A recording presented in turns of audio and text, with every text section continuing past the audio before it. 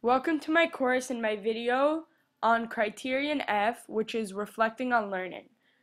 This part of the project is where students begin their project report and they need to reflect on learning on the subject that they chose for their project, the area of interaction, and also themselves as learners.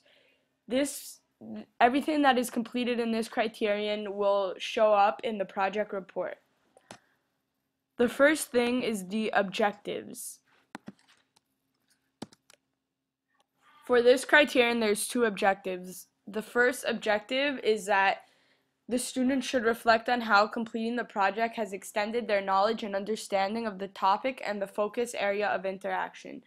So the student, when writing about their reflecting on learning in the project report, they must write about not only how they learned about whatever their project was about, but also how they learned about their project through the area of interaction they chose.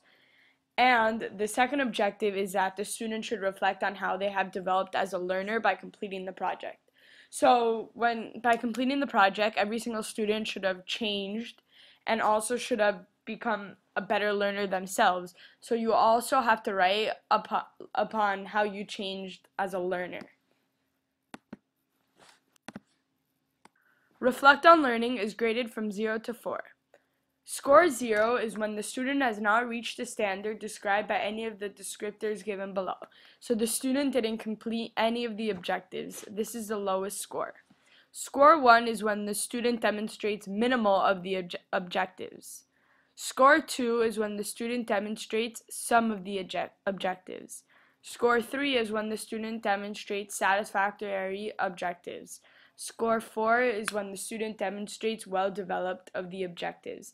Each student should try to reach for score 4 being the best because it helps with the overall score. Criterion F is mainly regarding the project report, and I hope to see you back in some of my later videos.